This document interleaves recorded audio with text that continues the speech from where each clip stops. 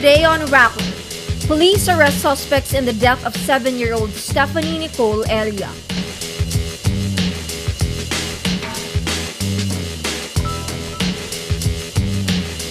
Proponents of the reproductive health law are ready to defend the legality of the controversial measure before the Supreme Court.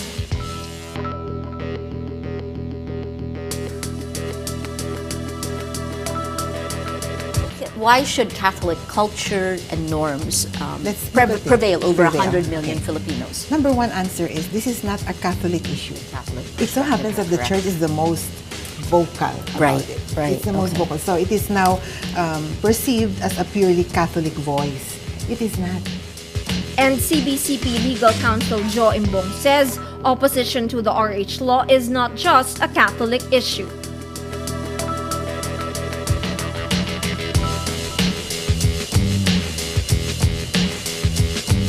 Hello, I'm Ai Makariig, sitting in for Maria Ressa.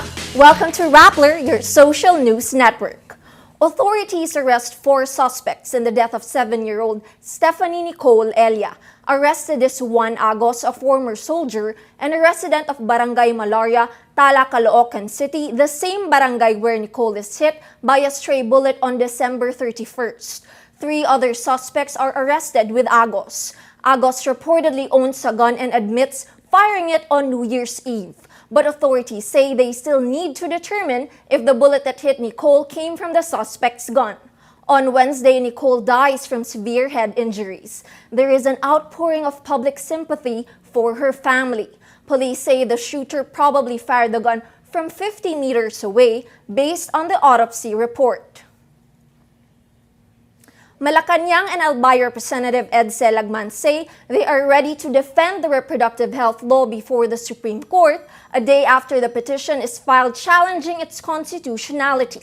On Wednesday, James Imbong and his wife asked the court to strike down the law, saying it mocks the nation's Filipino culture. Imbong is the son of Jo Imbong, legal counsel of the Catholic Bishops' Conference of the Philippines. On December 21st, President Benigno Aquino quietly signs the RH bill into law. Presidential spokesperson Edwin Lacerda dismisses the points raised by Imbong as nothing new. Lagman, the bill's sponsor in Congress, says the law will, quote, surmount any attack or test on its constitutionality. He also debunks the arguments raised by the Imbong family. Lagman says, contrary to their claims, the RH law does not violate Section 12 of Article 2 of the 1987 Constitution, which says the state shall equally protect the life of the mother and the life of the unborn. He says the life of the unborn is protected from conception and not before, as the unborn under the Constitution does not refer to the fertilized ovum. Earlier today, Rappler spoke with lawyer Jo Imbong. She tells us about her son's petition to stop the implementation of the reproductive health law. Imbong says the government is overstepping its powers by passing the measure, adding it will wreak havoc on Filipino culture. She also responds to criticism that the church is meddling in state affairs. Where's the separation of church and state here? Shouldn't the state go ahead and push this forward despite what the church wants? Now, separation of church and state is meant in jurisprudence to impede or prevent or proscribe the state from intruding into religion or church affairs. That is the legal meaning of the separation clause. It's not the other way around. It's funny. It's like Imbong also addresses criticism that anti-RH groups frame their arguments using a Catholic perspective. Why should Catholic culture and norms prevail over 100 million Filipinos? Number one answer is this is not a Catholic issue.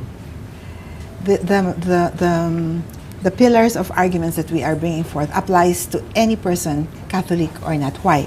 Because we are all the same.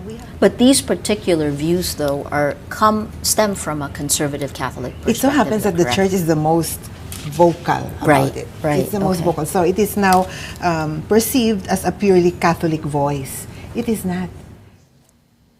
For the full interview, visit Rappler.com and click on the Talk Thursday page. The Philippine stock market is on a roll as it reaches new heights on the second trading day of the year. On Thursday, the PSEI climbs 1.25% to break the 5,900 level. It closes at 5,934.05 points. This is 73.06 points higher than Wednesday's close of 5,860.99. Market watchers are now speculating when the stock market will breach the 6,000 level. On December 3, 2012, President Aquino congratulates the stock exchange, expressing hope that it would reach the 6,000 level by year's end. In 2011, the Philippine Stock Exchange ranked as the top-performing broad equity market index among the 55 members of the World Federation of Exchanges. The way things are going now, there is no reason to believe, or not to believe rather, that the stock exchange will continue to perform well and that we will be able to realize our dream, as promised by Eusebio Tanco, of breaking the 6,000 index perhaps in the next 28 days.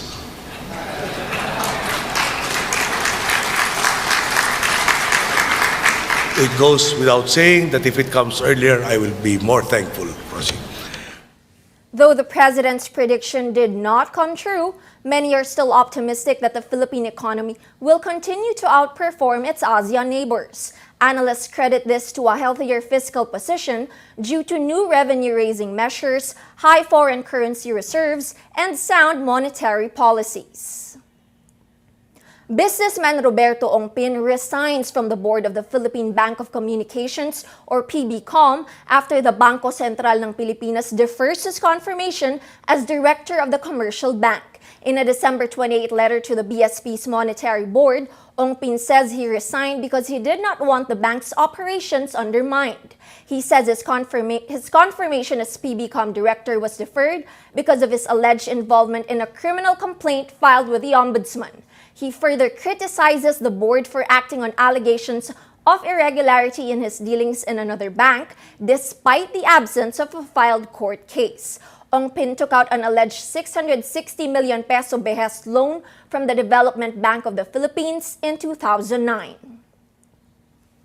Students of Sandy Hook Elementary School in Newtown, Connecticut returned to school for the first time since a deadly shooting in December 2012. CNN reports the students are brought to another school in neighboring Monroe. The middle school there is renovated to resemble the old school, which remains closed pending a police investigation. Newtown Public School Superintendent Janet Robinson says this is to ease the tension for the students in the new environment.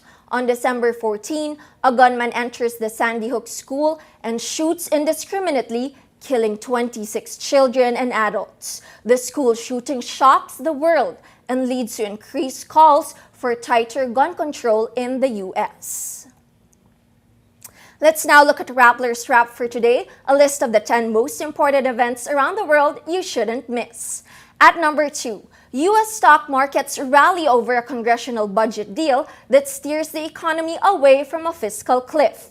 On Wednesday, the Dow Jones Industrial Average jumps by 308.41 points to 13,412.55 points. The S&P 500 and Nasdaq Composite Index also get a boost. Global markets rise sharply after the U.S. House of Representatives adopts a Senate bill to increase taxes for the wealthy and reduce the U.S. deficit. At number 4, the Philippine top economic managers say the country is now one of the world's best performing economies. In the third quarter of 2012, the country is the fastest growing economy in Southeast Asia and third in the continent after China and Mongolia. Analysts say the growth is sustainable and are optimistic for 2013. At number 7, a government airstrike in Syria kills at least 30 people waiting in line for gasoline. Meanwhile, the United Nations announces that more than 60,000 people have died in Syria's civil war between rebels and the government of President Bashar al-Assad. The conflict is now 22 months old with no clear end in sight. And at number 10, Hollywood stars Brad Pitt and Angelina Jolie reportedly tied the knot on Christmas Day after 7 years together. The UK's Telegraph tabloid reports the couple secretly marry in the Caribbean's Turks and Caicos Islands on December 25th. But other magazines quickly point out it's not confirmed whether the power couple married or simply spent time with family. The pair first announced their engagement in April 2012. They have 6 children, 3 of whom are adopted. For the full top 10, visit Rappler.com's The Wrap. The United Nations extends $10 million or 408 million pesos in aid to families devastated by Typhoon Pablo. The UN Central Emergency Response Fund says it is allocating the amount to 7 priority sectors, including emergency shelter, sanitation, and health. UN Resident Coordinator Luisa Carvalho expresses her shock at the scale of destruction in areas affected by Typhoon Pablo. She adds, cities and villages are completely devastated and entire plantations wiped out. Typhoon Pablo killed over 1,000 people and hundreds remain missing.